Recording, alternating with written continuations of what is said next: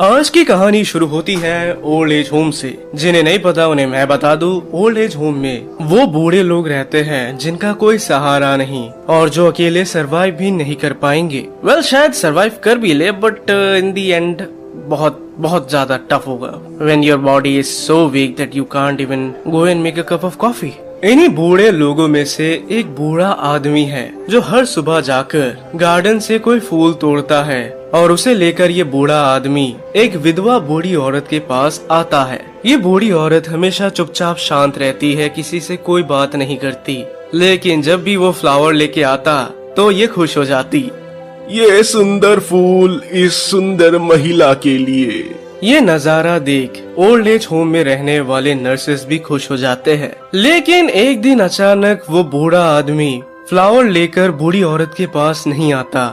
हर कोई हैरान था क्योंकि ऐसा कभी नहीं हुआ, लिटरली कभी नहीं। बूढ़ी औरत डर डर के बोलती है कि शायद वो चला गया। बाकी के स्टाफ मेंबर्स उन्हें संभालते हैं कि ऐसा कुछ नहीं, वो बस रेस्ट कर रहा होगा। लेकिन बेचैनी सबके अंदर थी।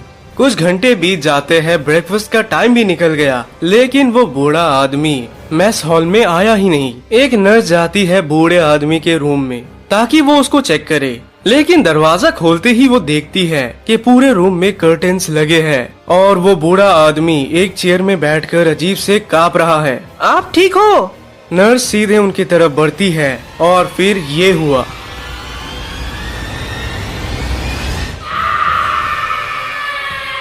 बूढ़े आदमी का बॉडी एकदम लाल हो गया, उसकी आंखें उसके काबू में नहीं और साथ ही साथ उसके मुंह के अंदर कोई भी दाद मौजूद नहीं। नर्स एम्बुलेंस बुलाने के लिए रेडियो की तरफ बढ़ती है कि तभी वो उठ खड़ा हुआ।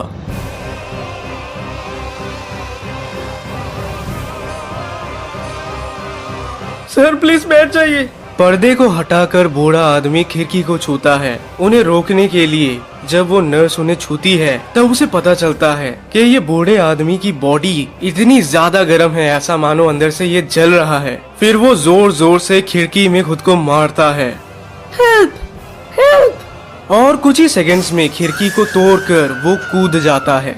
ये बूढ़ा आदमी 5th फ्लोर से कूदा, जिसके चलते उसकी तुरंत मौत हो जाती है। इसी के चलते स्टाफ मेंबर्स ने तुरंत एम्बुलेंस को कॉल किया। पूरे ओल्ड एज होम के बिल्डिंग में हर किसी के मन में घबराहट आने लगी। हर कोई फील कर पा रहा था कि यकीनन कुछ न कुछ तो गड़बड़ है। सिर्फ उस बूढ़े आदमी को लेकर ही नहीं बल्कि पूरे फैसिलिटी में ही कुछ अजीब सा घूम रहा है, एक अजीब सी फीलिंग।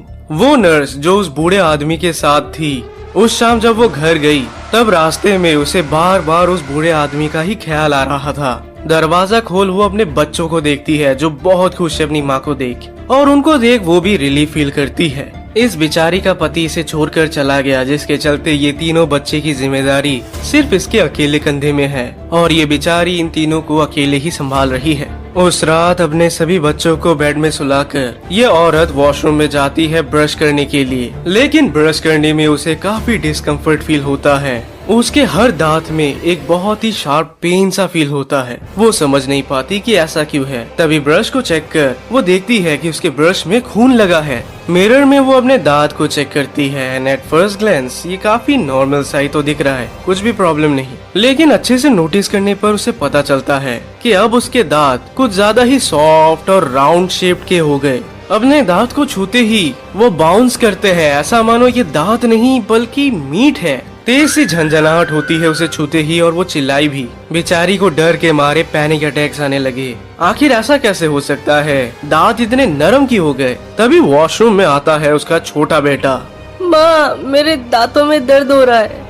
ये सुन ये माँ और ज्यादा डर गई, लेकिन खुद को संभाल वो अपने बच्चे के दांतों को चेक करने की कोशिश करती है, वो भी अपने कपकपाते हाथों से। बच्चे के दांतों में कोई प्रॉब्लम नहीं, जिसके चलते उसे रिलीफ फील हुआ। फिर वो उसे बेड पे सुला देती है। लेकिन जब तक वो अपने बेड में आई तब तक उसका स्किन थोड़ा सा चेंज हो गया, थोड़ा सा ऑरेंज कलर में ट्रांसफॉर्म हो जाता है और उसे काफी ज्यादा गर्म फील होता है। कहीं उसे बुखार तो नहीं आ रहा। उसके दांतों में अभी भी बहुत तेज झंझनाहट और दर्द है। वही सांस लेने में भी प्रॉब्लम हो रही है। इससे पहले कि वो सो पाती, उसके रूम में आती है उसकी मिडिल वाली बच्ची। वो भी कंप्लेन करती है कि उसके दांतों में कुछ तो गड़बड़ है। बेड से उठने में उसे बहुत ज्यादा तकलीफ होता है, लेकिन फिर भी वो अपने बच्चे के लिए उठती है। बच्ची अभी भी दरवाजे के सामने अपने टेडी बियर को लेकर डरी हुई खड़ी है। आओ इधर। माँ, आप अजीब से दिख रहे हो। वो अपना हाथ आगे बढ़ाने की कोशिश करती है अपने बच्चे को बुलाने, लेकिन हाथ में जान ही नहीं। कुछ नहीं बेटे, आओ मेरे पास।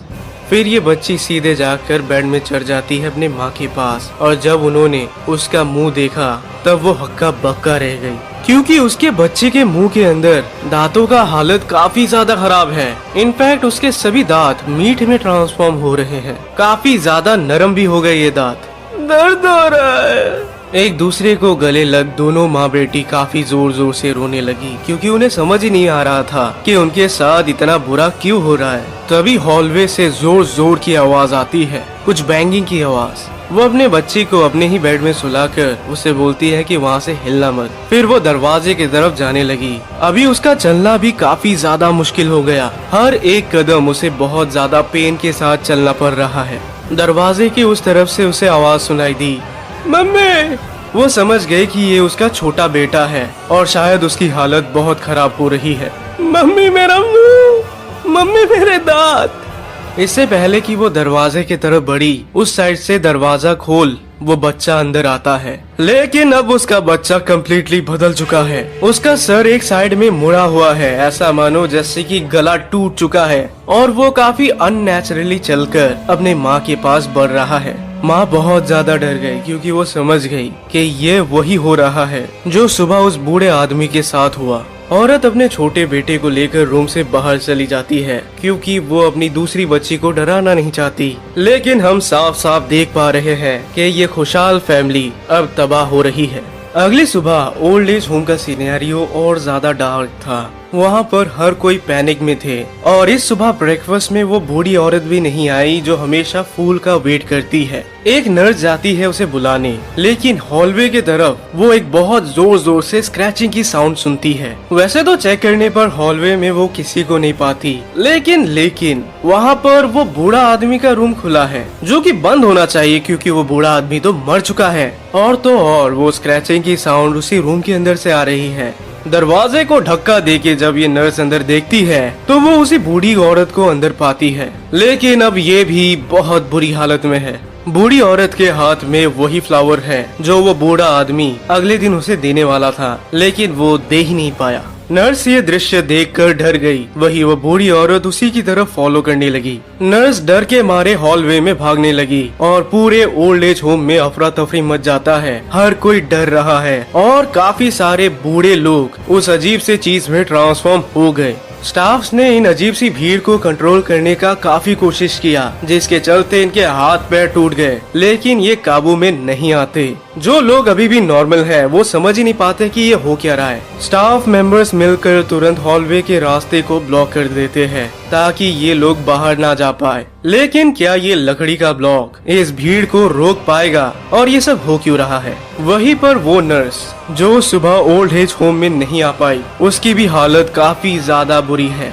इस कुछ घंटे के रात में अब वो भी उन क्रिएचर्स के जैसे ही ट्रांसफॉर्म हो चुकी है। उसके दांतों में शार्प पेन हो रहा है, और जब वो अपने टंग से अपने दांतों को छूती तब मानो ये पेन इतना ज्यादा होता कि वो पागल हो जाए। लेकिन वो कितना भी चिल्लाती, उसके गले से कोई आवाज नहीं निकलता। ये औरत अपने ही बॉडी पर से काबू खो रही है। उसका बॉडी अपने आप हिल डुल रहा है, और जब वो अपने बच्चों की आवाज सुनती है तो वो बाथरूम से सीधा उनकी तरफ जाने की कोशिश तो करती है, लेकिन अब उसका वॉकिंग का स्टाइल भी कम्प्लीटली बदल सा गया। लिविंग रूम के अंदर घुसते ही ये नर्स अपने बच्चे को बहुत बुरी हालत में पाती है। दर्द के मारे बच्चा रो रहा है, और उसकी आंखों से आंसू भी निकल रहे हैं, लेकिन मुंह से कोई आवाज नहीं निकलता। सबसे बड़ी वाली लड़की तो मानो पागल ही हो गई। वो काफी अजीब से बैठकर अपने आप हिल रही थी। ओवरऑल घर के अंदर सबकी हालत बहुत खराब होती है, और तभी अचानक से ये सबकी बॉडी एक जैसे हिलने लगी। ऐसा मानो जैसे कि ये कोई मशीन है जो एक साथ में चल चुके हैं। हर कोई धीरे धीरे वॉक करके घर से बाहर जाने लग जाते हैं। फ्रंट डोर को खोलने में थोड़ी तकलीफ जरूर होती है, लेकिन फाइनली ये खोलकर बाहर निकल जाते हैं। एंड आप बहुत ज्यादा गलत हो अगर आपको लगता है कि सिर्फ यही लोग हैं जो इस प्रॉब्लम में फंसे हुए हैं, बल्कि पूरा का पूरा टाउन, हर एक घर से निकलते हैं ये अजीब से क्रिएचर्स, जिनके अंदर तो वही इंसान मौजूद है, वही भोले भाले अच्छे इंसान, लेकिन उनके बॉडी स्किन को पोजेस कर लेता है एक अजीब सा राक्षस, जो उन सभी को एक ही डायरेक्शन में ले जा रहा है। और इस हैवानी राक्षस का नाम है SCP-6093 टंग ट्रबल्स। फाउंडेशन के रिसर्चर्स इस भीड़ को बहुत ही अच्छे से मॉनिटर करते हैं। वो जानना चाहते थे कि ये लोग जाते कहाँ हैं। कुछ घंटों में ये भीड़ हाईवे तक पहुंच जाती है, जहां कहीं और से आए हुए और भी इन्हें कनेक्ट करते हैं। जब तक दोपहर हो गया तब तक ये लोग पहुंच जाते हैं एक पर्टिकुलर डेजर्ट में। आप मानोगे नहीं, लेकिन ये छोटी मोटी भीड़ नहीं है, बल्कि इसी भीड़ के अंदर करीब 1 लाख लोग मौजूद हैं। 1 लाख। रात होते ही फाउंडेशन ने एक अजीब से बॉक्स को नोटिस किया। ये एक पिंक कलर का बॉक्स है, जिसके बीचों बीच एक लंबी सी लाइन है जिससे निकलती है बहुत तेज रोशनी। इंडिया का थार डेजर्ट बोलो या कालाहारी डेजर्ट, हर डेजर्ट में ये अजीब से रेक्टेंगुलर बॉक्सेस अपीयर होने लगे और ये भीड़ उन्हीं को फॉलो करने लगी। खुद को कवर कर 2 फाउंडेशन के एजेंट्स जब एक बॉक्स के पास आए तब उन्होंने नोटिस किया कि उनके पास बढ़ते ही बॉक्स में एक अजीब सी आवाज आने लगी। उन्हें समझ नहीं आता कि ये कैसी टाइप की नॉइज है, लेकिन जब इसे डिकोड किया गया तब उन्हें पता चला कि ये नॉइज नहीं बल्कि ये एक बच्चे की आवाज है जो कि काफी ज्यादा डिस्टॉर्टेड है। और वो बोलता है, मम्मी मेरे दांत में दर्द है। ये उन चुनिंदा SCPs में से एक है जो भारी मात्रा में पूरे दुनिया में फैल जाता है, like a pandemic. In fact O5 council भी इनको रोक नहीं पा रहे। रिसर्चर्स ने मीटिंग में ये फैसला किया कि वो इन बॉक्सेस और साथ ही साथ ये भीड़ सबको जला देंगे। और फिर ये टास्क शुरू हो जाता है। वो रेक्टेंगुलर बॉक्स को जलाते ही वो गल सा गया और मीट जैसा दिखने लगा। साथ ही साथ आग में वो हिल रहा था। इनफैक्ट उसकी स्मेल भी बहुत गंदी निकली। सारे के सारे विक्टिम्स दर्द में चिल्लाने लगे और नीचे गिर पड़े। इससे एजेंट्स को पता चलता है कि ये सब के सब उन बॉक्सेस से कनेक्टेड हैं और उन्हें लगा कि ये अब मर जाएंगे। लेकिन तभी एक एजेंट ने नोटिस किया कि ये मर नहीं रहे, क्योंकि इनमें से 3 क्रिएचर्स उनको ऊपर से देख रहे हैं बिना कुछ रिएक्ट किए। फाउंडेशन ने हर एक डेजर्ट में जाकर इन बॉक्सेस को जलाया, लेकिन इसका कोई बढ़िया आउटकम नहीं आता। हर जगह एक नया रेक्टेंगुलर बॉक्स अपने आप क्रिएट हो जाता। साथ ही साथ ये वायरस भी फैलने लगी। फाउंडेशन को पता ही नहीं चला कि ये हवा में है या पानी में या कहाँ, ये आ कहाँ से रहा है, लोगों को इन्फेक्ट कैसे कर रहा है। एंड बात बहुत ज्यादा बिगड़ जाती है, इतनी कि जिस पैरेलल यूनिवर्स में ये घटना घटी है वो दुनिया अब तक तबाह हो चुकी है। थैंकफुली हमारी दुनिया में इस SCP का अभी तक आतंक शुरू नहीं हुआ, एंड आई होप ना ही हो, क्योंकि अगर उस पैरेलल यूनिवर्स में SCP फाउंडेशन के एजेंट्स खुद ही को बचा नहीं पाते और खुद भी इन्फेक्ट हो ही जाते हैं, तो वो हमारी क्या ही रक्षा कर लेंगे इस धरती पे।